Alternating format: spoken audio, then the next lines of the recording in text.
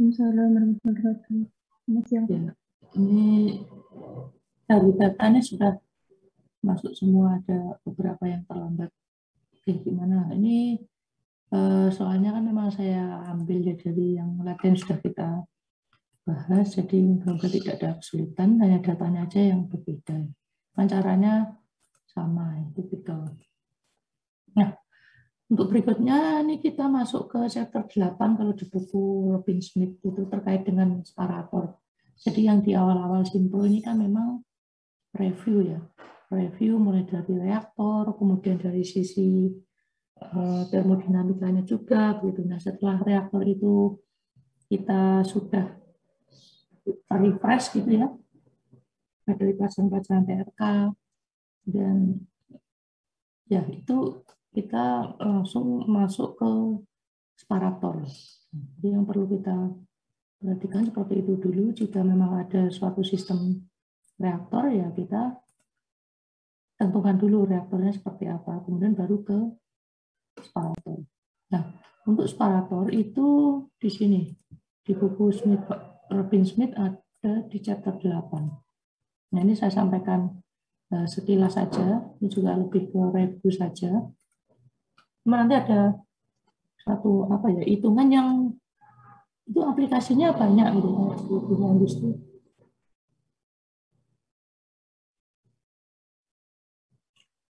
Oke, ini pemilihan separator. Jadi separator itu harus dipilih ketika telah melakukan pemilihan reaktor gitu ya. Nah, campurannya itu bisa homogen, bisa heterogen, maksudnya fasenya. Gitu. Kalau fasenya homogen, bagaimana? Kalau fasenya heterogen, bagaimana?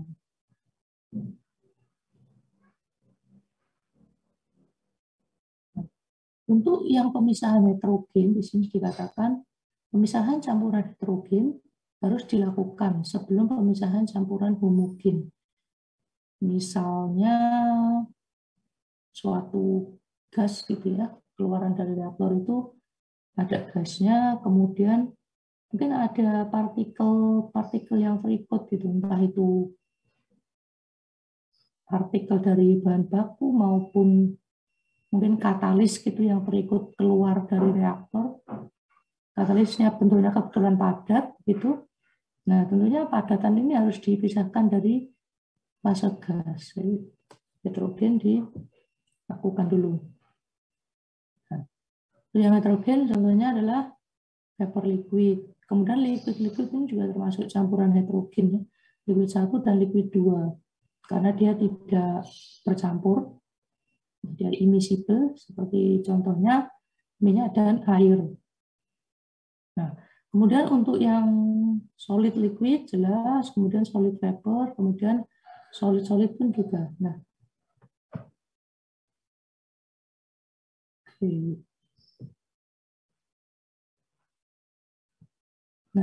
ini yang lebih spesifik ya, nama-nama proses untuk pemisahan campuran yang heterogen. Ada namanya settling, settling dan sedimentasi, kemudian flotasi, kemudian dengan pemisahan dengan menggunakan centrifuge, kemudian filtrasi.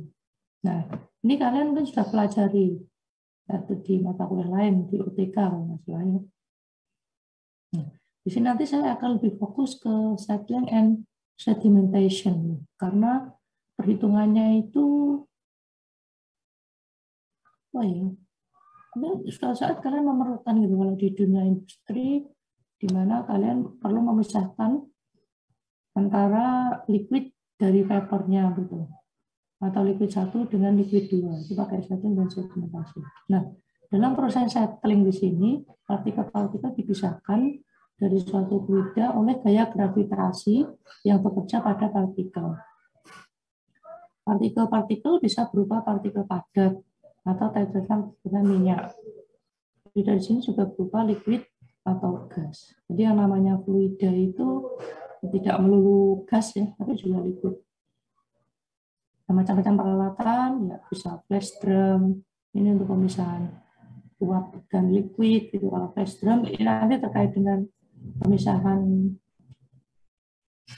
flash dengan menggunakan flash vessel ya, flash drum, flash vessel, atau juga namanya KO drum gitu yang ada di industri itu sama konsepnya adalah berdasarkan flash ya. Kalau hitung-hitungannya ada di thermo flash calculation di thermo 2 itu alatnya namanya flash drum atau flash vessel. Kemudian ada juga ya gravity settler ini untuk pemisahan liquid atau fluid solid. Artinya fluid ini ya bisa liquid, bisa gas. Misalkan terhadap solidnya. Nah, yang dari beberapa peralatan ini lebih spesifik lagi, kita akan masuk ke ini, skematik dan juga nanti ada rumusnya. Mungkin kalian masih sudah familiar.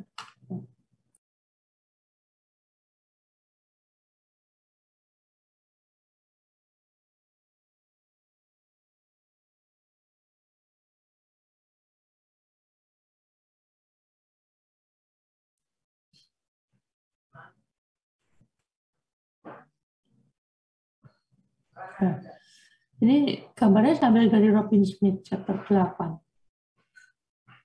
Yang bagian A, gravity settler or expedition of gas liquid and vapor liquid mixture. Ini campurnya bisa gas sama liquid atau vapor liquid sebagai feed, kemudian masuk dalam settler begitu, bisa vessel, bisa drum, dan akan terpisah gas atau vapornya dengan liquid. Nah, kalau dengan liquid-liquid, ini juga konsepnya masih gravitasi ya. Seperti ini. Sama-sama liquid masuk, kemudian liquid yang memiliki densitas yang lebih besar, dia tentunya kecenderungannya akan turun. Nah, keluar di aliran heavy liquid. Kalau liquid yang memiliki densitas ringan, dia akan keluar ke atas. Lalu liquid light. Nah, kalau fluid solid, seperti ini. Bedanya ke sana, bisa gas, bisa liquid. Yang ini kalau solid jelas ya, dia akan turun ke bawah. Nah, skematiknya ada, dan sederhananya ada 3 macam ya.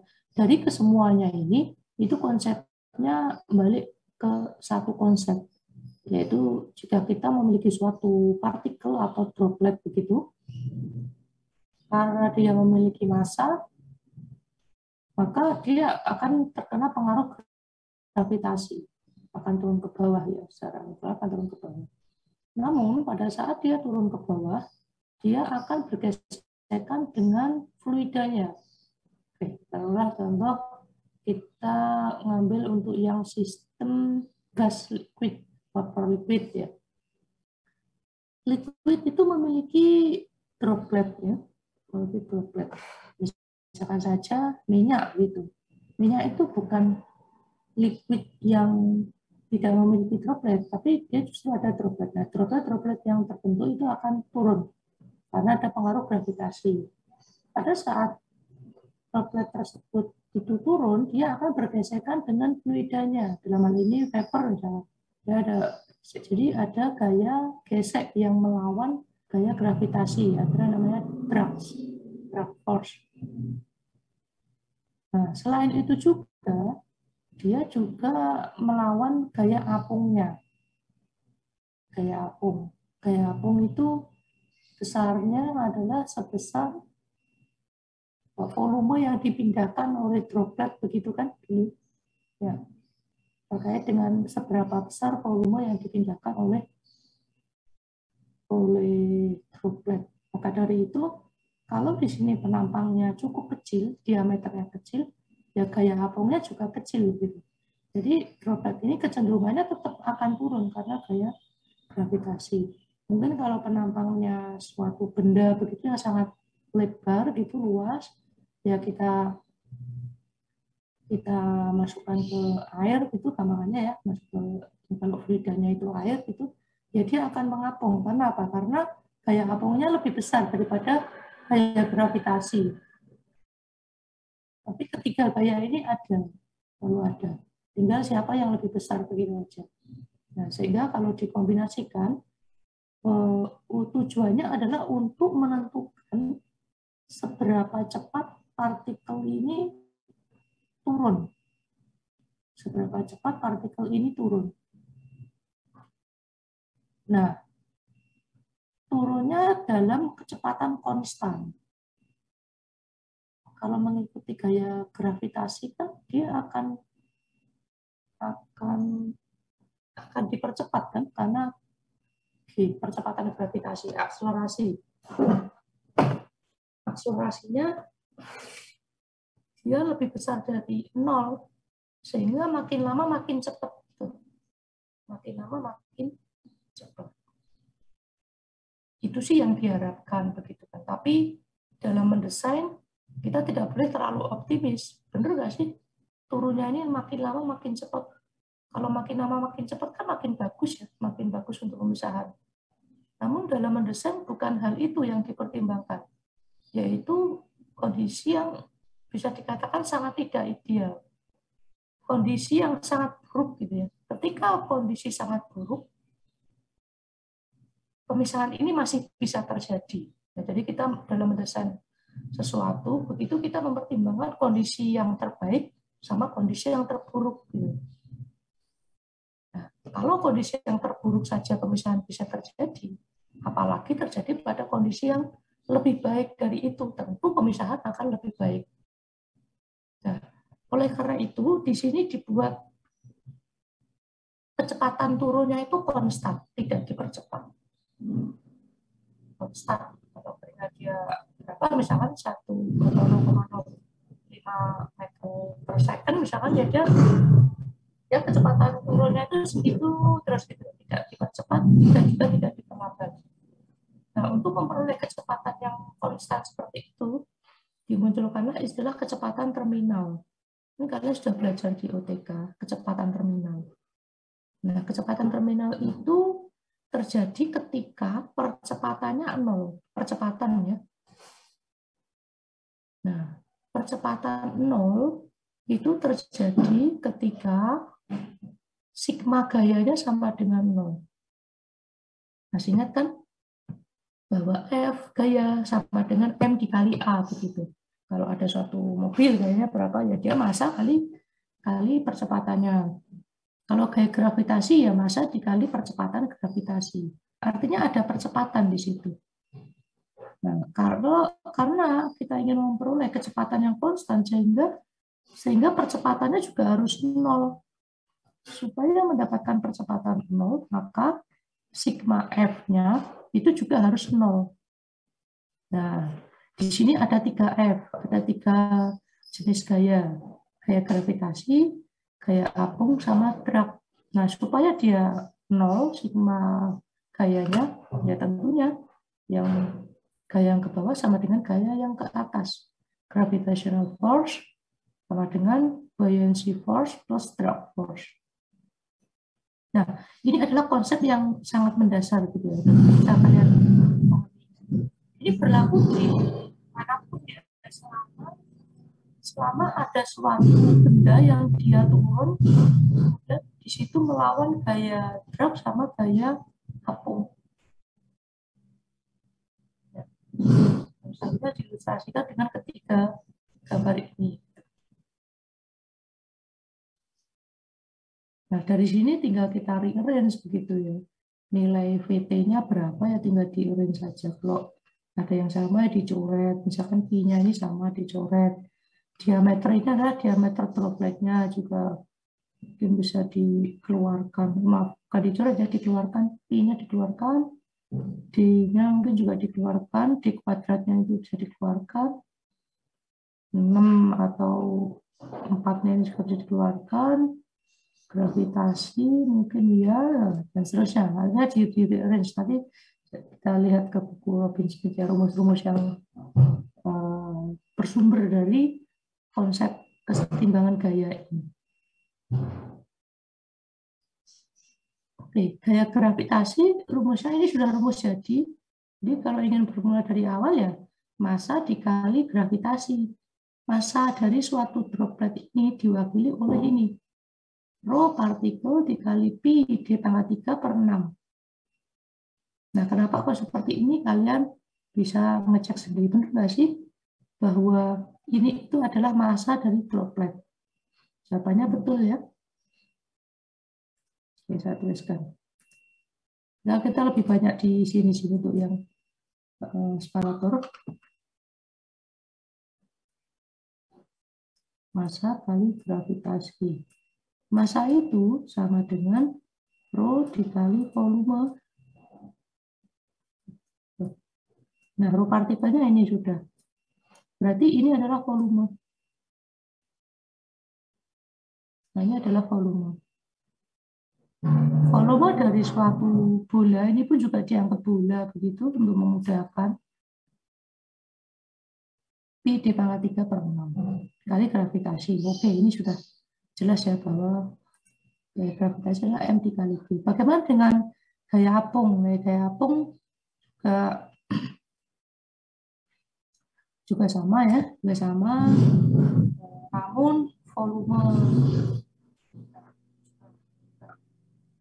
massa dikali gravitasi. Namun massa di sini adalah massa fluida yang dipindahkan. Kalau kita balik ke definisi dari gaya apung, itu adalah massa fluida yang dipindahkan karena keberadaan droplet ini. Maka kalau dropletnya turun kan dia memindahkan fluida. Nah, fluidanya itu akan memberikan gaya, akan melawan gaya gravitasi tersebut. Jadi ini massa dari fluida yang dipindahkan, sehingga ya rho dikali V juga. Namun rho-nya adalah menggunakan rho fluida. Gitu. Ini volumenya ini tentunya volume fluida yang dipindahkan sama dengan volume bola tersebut, volume droplet. Oke, ini sudah. Nah, kemudian untuk yang drag force, saya lupa ini rumus dasarnya apa, kalian lihat di buku OTK.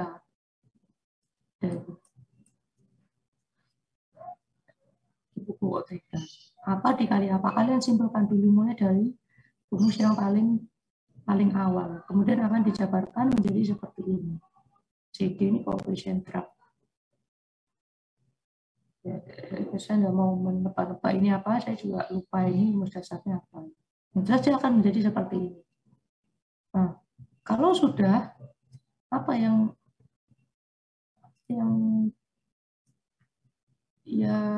terjadi dengan VT, ternyata VT juga bermacam-macam ya, dilihat dari kondisinya. Apakah dia laminar atau turbulen gitu.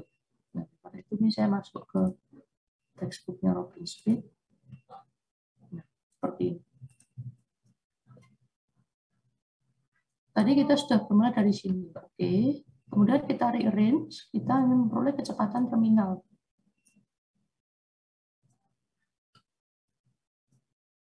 Nah, kecepatan terminal sama dengan ini rumusnya. Ini rumus umumnya. Namun, akan menjadi lebih sederhana jika yang ada di dalam kurung ini itu dikeluarkan dan dia menjadi KT. Kenapa? Karena ini konstan ya, 4 dikali percepatan gravitasi, dikali diameter partikelnya juga konstan, terus per 3 konstan, kemudian CD-nya juga konstan. Jadi bisa dikeluarkan menjadi suatu konstanta atau parameter, dinamakan dengan KT. Parameter for terminal velocity, satuannya meter per second. Nah, di dalam ini perbedaan antara densitas partikel dikurangi dengan densitas fluida, dibagi dengan densitas fluida.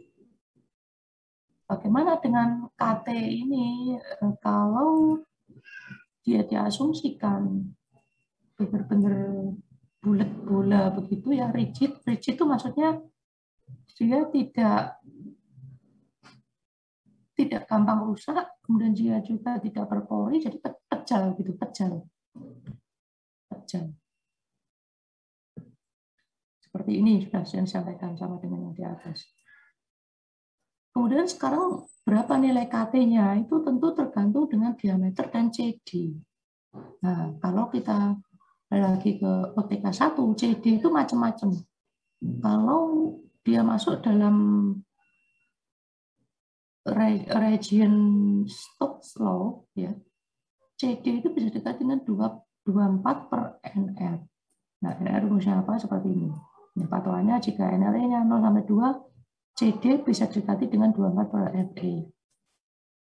Sehingga nilai VT sama dengan seperti ini. Ketika CD ini dimasukkan ke sini, kemudian ini dikembalikan lagi ke rumus dasar 8.3 ini, maka diperoleh rumus VT menjadi seperti ini. Lalu CD juga bisa diperoleh dengan rumus yang lain ketika NRE-nya lebih dari 2 kurang dari 500. CD didekati dengan persamaan empiris seperti ini. Nah, ketika CD-nya seperti ini, masukkan ke nilai KT, kemudian masukkan ke sini, jadilah persamaannya seperti ini. Pun juga RE ketika lebih tinggi dari 500, CD-nya bisa dikasih 0,44. Ini tentu dengan asumsi bola rigid ya. Nah, sehingga rumus PT menjadi seperti ini.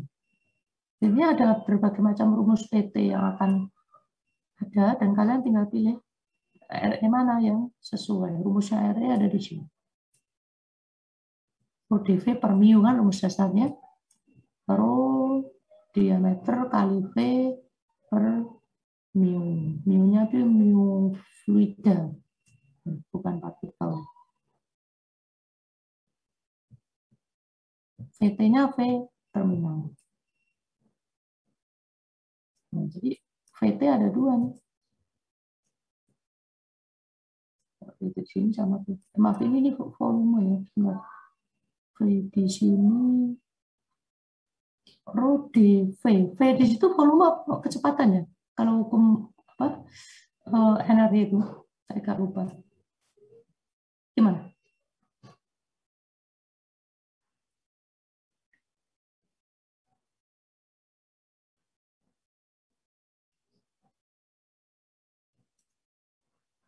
Kecepatan, Pak.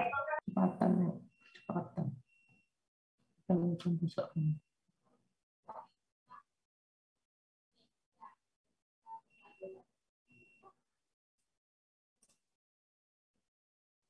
Ya, VT. Cuman tadi kok di atas V-nya besar, mestinya V kecil. Ya, kecepatan terminal juga. Jadi di sisi kiri ada kecepatan terminal, di sisi kanan ada kecepatan terminal. Nah, di rearrange jadinya seperti ini, sama seperti ini. Nah, sebenarnya kecepatan terminal apa sih pentingnya? Kenapa kok kita menghitung kecepatan terminal? Karena kecepatan terminal secara definisi kan sudah saya jelaskan bahwa kecepatan dari partikel tersebut yang turun secara konstan. Artinya apa? Kalau partikelnya itu turun dengan kecepatan katakanlah 0,05 meter per second turun, maka gasnya atau vapornya kecepatannya jangan lebih tinggi daripada kecepatan terminal. Efeknya apa kalau dia lebih tinggi? Ini adalah turun gini ya. Nah, kemudian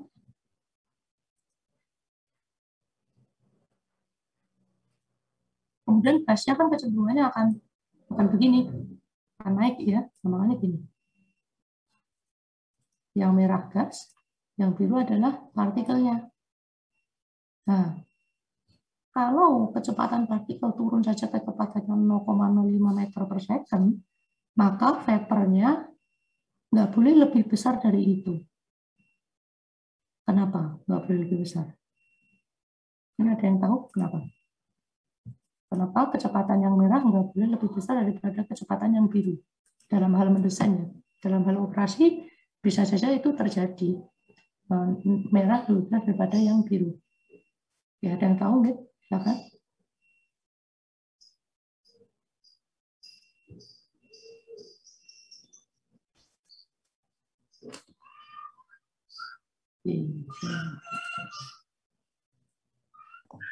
Carry over ya, Pak? Aris gimana? Nanti akan ada carry over mungkin, Pak? Maksudnya carry over seperti apa ya?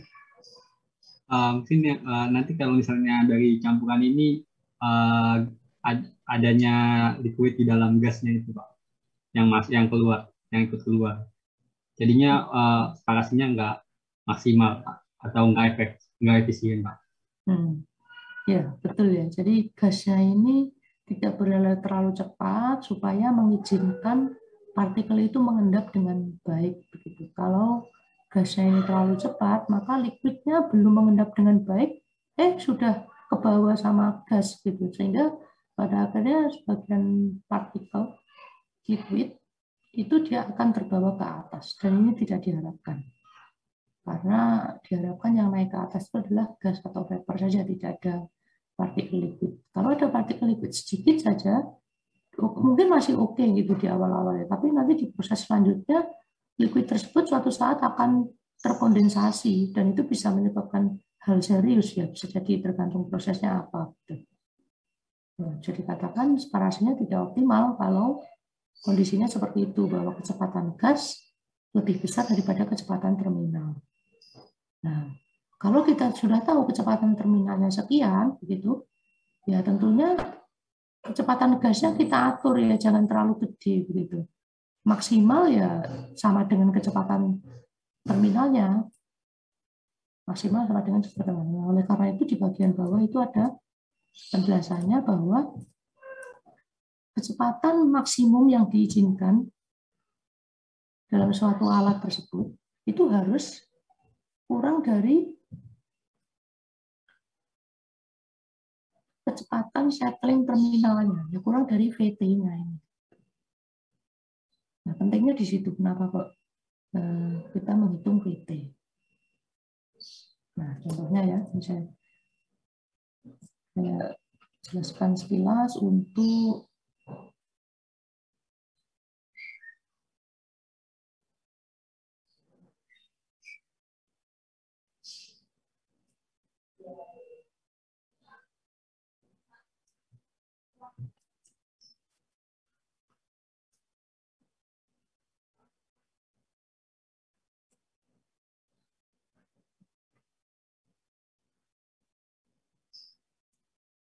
ya istilahnya bisa pakai decanter juga. 8.1, 8.2 terkait dengan itu ya. Kalau 8.1 ini ya, suatu solid ukurannya lebih besar dari 10 mikrometer, itu akan dipisahkan dari partikel yang lebih besar dalam settling chamber. Nah, selama dia ada settling, kita perlakukan rumus itu tadi yang kecepatan terminal. Fluoridnya gas sekian, densitas gas sekian, viskositas gas sekian, densitas partikel sekian. Jadi ini adalah gas dan solid. Hitung kecepatan settling, asumsikan partikel itu spherical. Oke, langsung rumus ini kalau memang di awal kita mengira-ngira bahwa kira-kira rezimnya ini masuk ke dalam rezim Stokes. Pakai rumus VT berapa sekian. Nah, kemudian kita cek benar nggak sih asumsi kita yang menggunakan rezim Stokes. Kita cek RE-nya. RE rumusnya apa? Berapa masukkan ternyata 3. Nah, 3 itu kita lihat apakah cocok dengan ketentuan di Stokes law regime. Stokes law regime masuk ke sini. RE-nya kurang dari 2. Nah, ternyata 3 punya kita. Berarti kurang sesuai. Karena itu kita ambil yang lebih tinggi RE-nya, yaitu yang ini. Dengan kata lain, kita menggunakan rumus yang 8.8. Sehingga rumusnya menjadi ini yang tepat. Nah, rumusnya ada ini kan pangkat 0,7143 bla bla kalau nggak sekian tuh. Bisa seperti ini atau dari awal langsung saja kita hitung RE-nya. Namun nggak bisa ya. Karena RE ini adalah fungsi VT.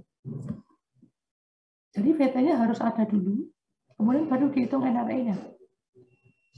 Tidak bisa NRE-nya dihitung dulu, baru VT. Jadi memang perlu nyoba-nyoba gitu. Kalian feeling kalian masuk ke Stokes atau masuk ke NRE yang lebih tinggi dari 2 atau NRE yang lebih tinggi daripada berapa tadi? 200 atau 500 tadi. Silakan kalian coba aja dulu. Dan konfirmasi bahwa RE-nya kurang dari RE-nya lebih dari 3. Sehingga dengan VT sekian ketika dimasukkan ke RE dia lebih dari 2 juga. Nah, itu yang bagian A. Lalu yang bagian B, settling chamber itu berupa bentuk kotak begitu. Ya, cross section for gas flow-nya nah, kotak. Ya, kotak begitu, cross sectionnya berarti dari sini. Ya. Anggaplah ini kotak gitu, ya penampangnya kan berarti di sini kan. Fluida kan masuk lewat ini, bukan masuk lewat atas, bukan masuk lewat bawah, tapi lewat sini. Rectangular di sini kotak. Nah, jika panjangnya dan juga lebarnya dari setting chamber itu equal, artinya bentuknya kubus, gitu kan? Panjang sama lebar. Nah, berapa dimensi dari chamber itu untuk meremove 100% dari partikel yang lebih tinggi atau lebih besar dari 100 mikrometer. Nah, untuk pemisahan 100%, ini ada istilahnya resident time, tinggi per VT. Jadi sekarang kita pakai seperti kecepatan linear begitu ya, bahwa kecepatan terminal itu kan kecepatan linear, ya, kecepatan superficial ya, satuannya meter per second. Ya sudah, kalau panjangnya itu dia 10 misalkan, dan kecepatannya itu misalkan 10 per second, ya untuk menempuh panjang 10 itu cukup hanya perlu 1 detik. Gitu. Nah, ini juga analoginya seperti itu ya.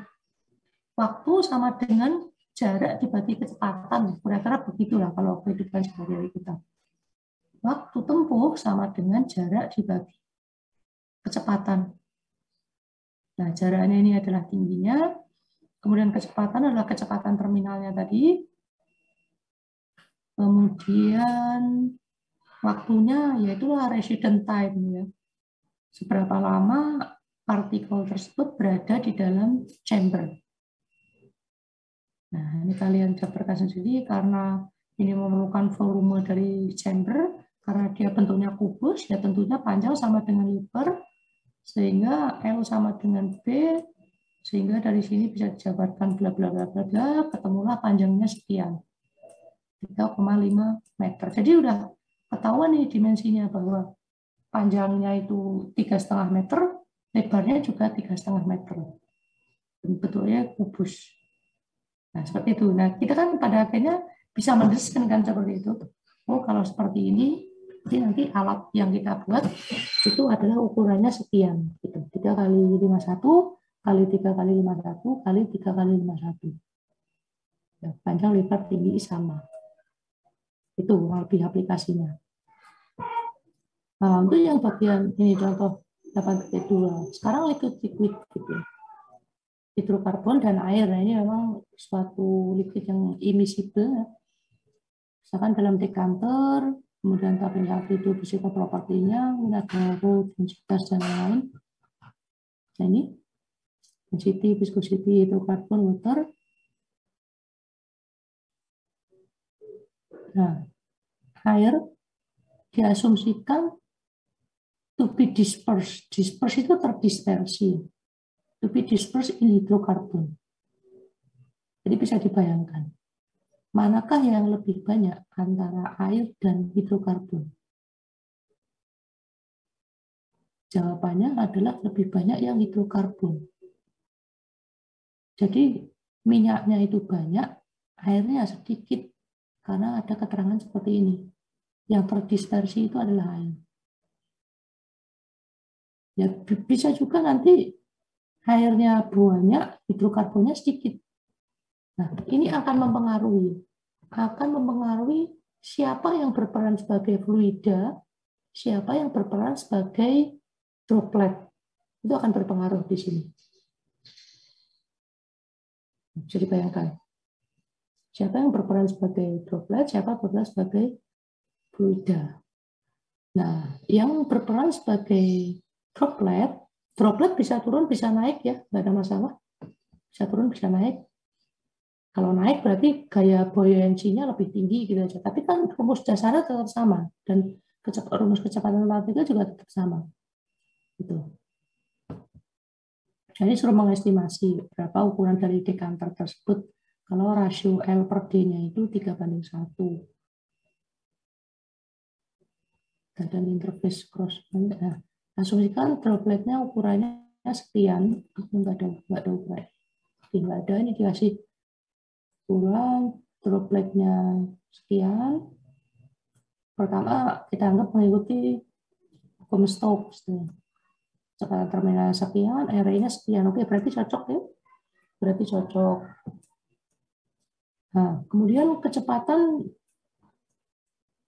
terminal itu sama dengan kecepatan VCP. Nah, kita lihat. Ya, sama seperti halnya yang kecepatan linear yang di atas tadi. Ini kita ingin tujuannya kan mengetahui panjang dan diameternya kan begitu.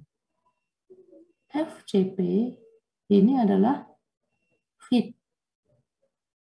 flow rate feet, satuannya meter kubik per second, dibagi dengan penampang. Benar nggak sih itu satuannya akan menjadi satuan meter per second?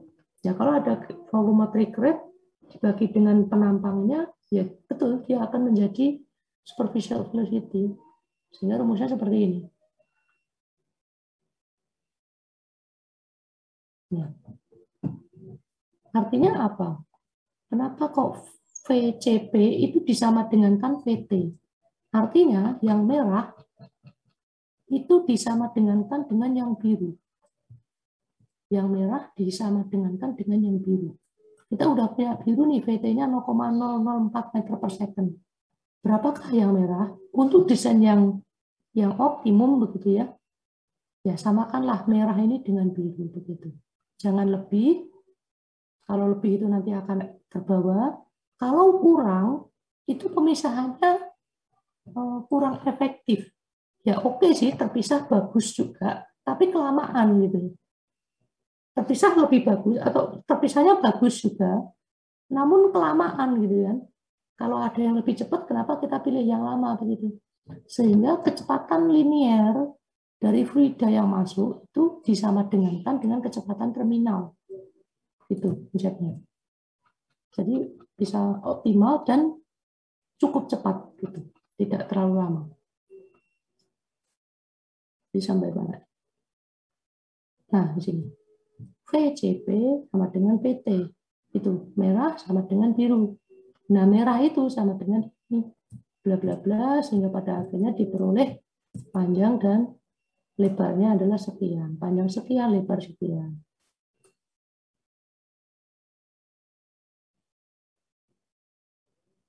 Nah, itu. Mungkin ini enggak usah ya, biasanya sampai ke dimensi aja ya. Yang perlu diperhatikan itu tadi, mana yang bertindak sebagai partikel, mana yang bertindak sebagai fluida. Nah, contoh lain yang sudah kita kerjakan itu di sini. Ya, suatu leburan baja pada suhu sekian dioksidasi dengan penambahan Al2O, penambahan aluminium untuk membentuk Al2O3. Jika kita memperoleh kualitas baja yang baik, kita akan memperoleh kualitas baja yang baik bila partikel-partikel alumina berkesempatan untuk mengapung di permukaan. Nah, sekarang partikelnya ini mengapung, bukan turun begitu, tapi tetap berlaku hukum yang sama. Partikelnya mengapung ke permukaan. Ukuran partikel terkecil adalah 1 mm. Ukuran partikelnya ini ya, alumina maksudnya produknya ini, produknya alumina.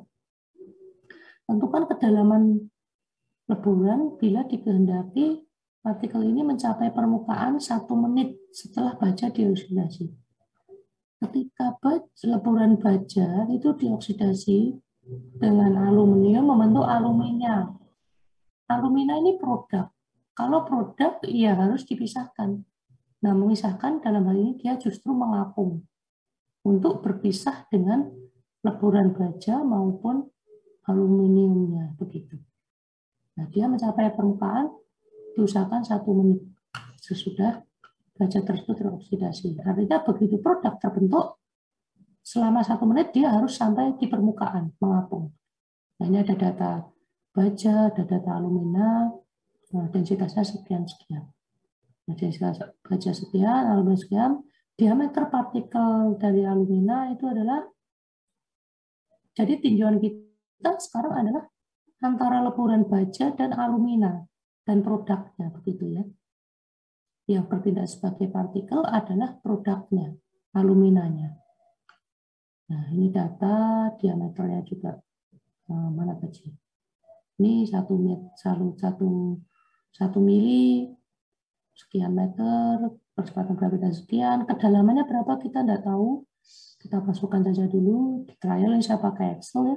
Viskositas baja, kita cari baja pada suhu sekian, saya dapat nilai referensinya, kurang lebih nanti akan di kisaran sekian. Ini dia bentuknya grafik ya, kan di kisaran sekian. Nah, pertama asumsi linear berlaku hukum Stokes, bla bla bla, kecepatan terminalnya kok ya minus ini berarti dia naik ya, berarti dia naik.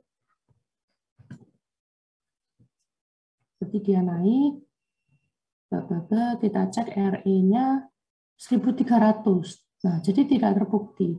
Asumsi pertama kita salah, bukan mengikuti Stokes law. Oke, kalau gitu kita asumsikan turbulen. Nah, pakai rumus ini ya, ketika RE-nya lebih besar dari 500.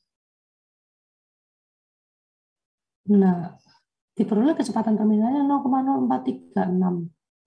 Kita cek RE-nya, oke, RE-nya di mendekati turbulen ya.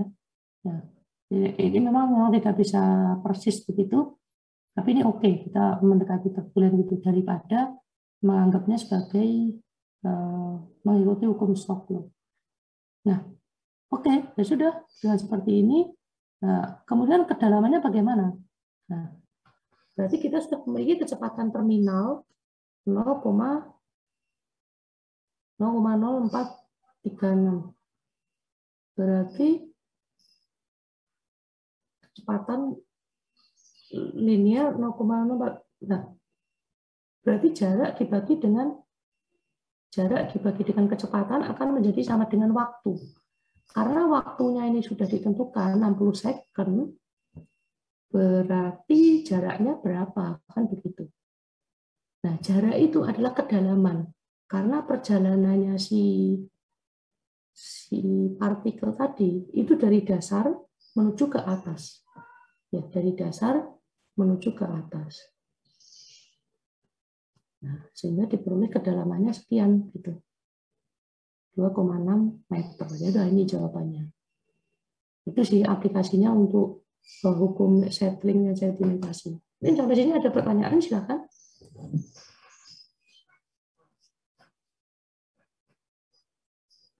Ini hanya tambahan materi aja.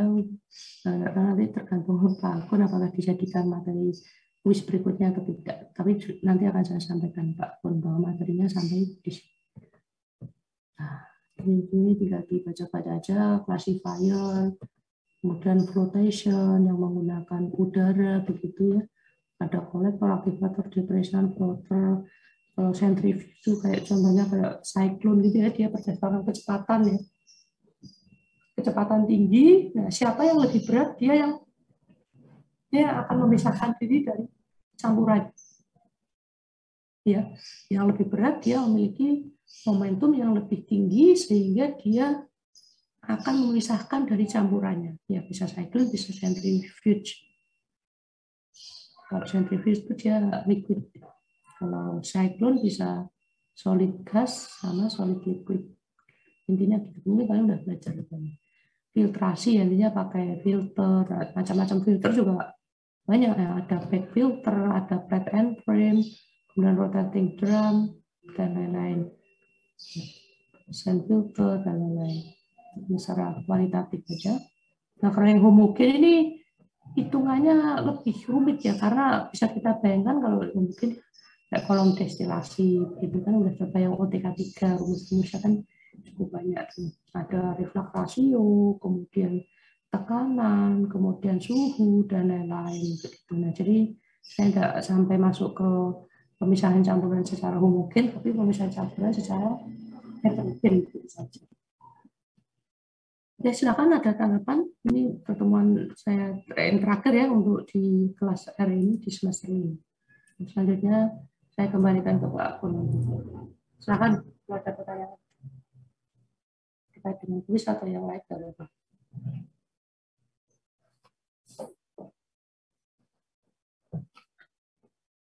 Wah, ini tidak ada PR sih dan saya. Ya, silakan Mas Habib.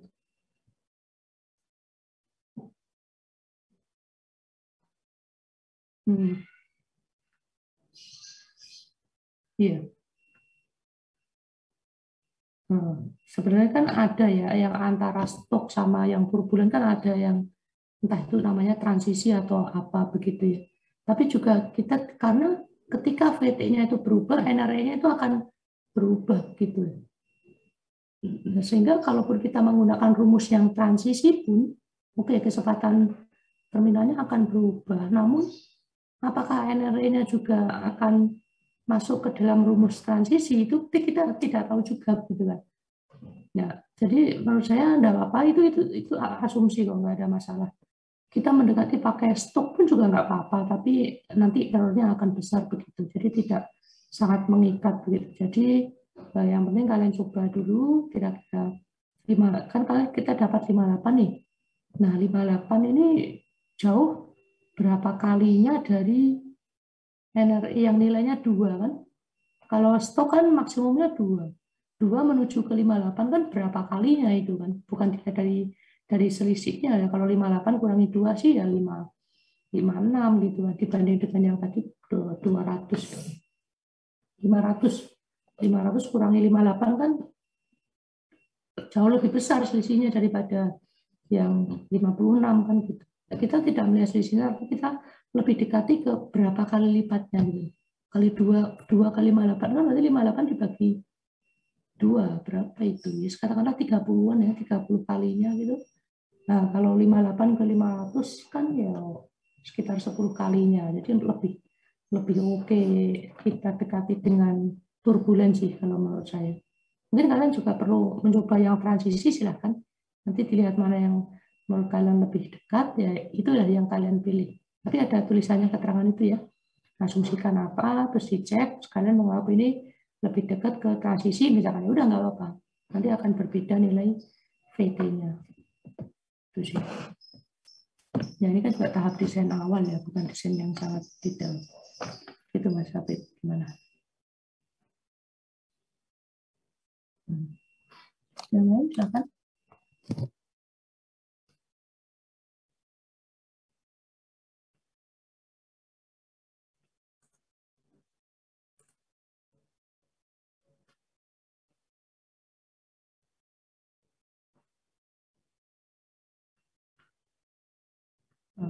Bagi PR yang belum mengumpulkan bisa dikumpulkan ya meskipun sudah terlambat.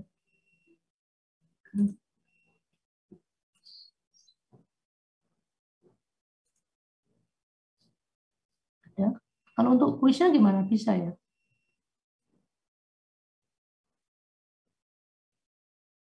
Kuis itu ya saya ambil mirip-mirip dengan contoh dengan latihan yang sudah kita bahas gitu, saya ganti angkanya.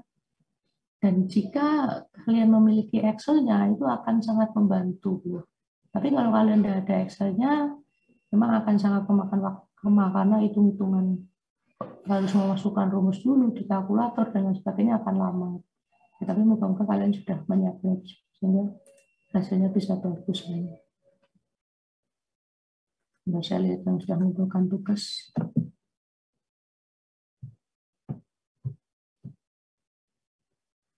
Tugas dari awal sampai akhir. Sudah semuanya. 31.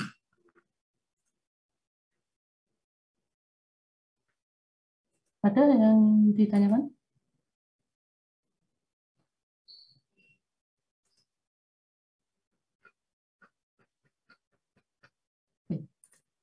Kalau tidak ada, saya cukupkan sampai di sini ya. Terima kasih atas perhatiannya untuk minggu berikutnya dan seterusnya.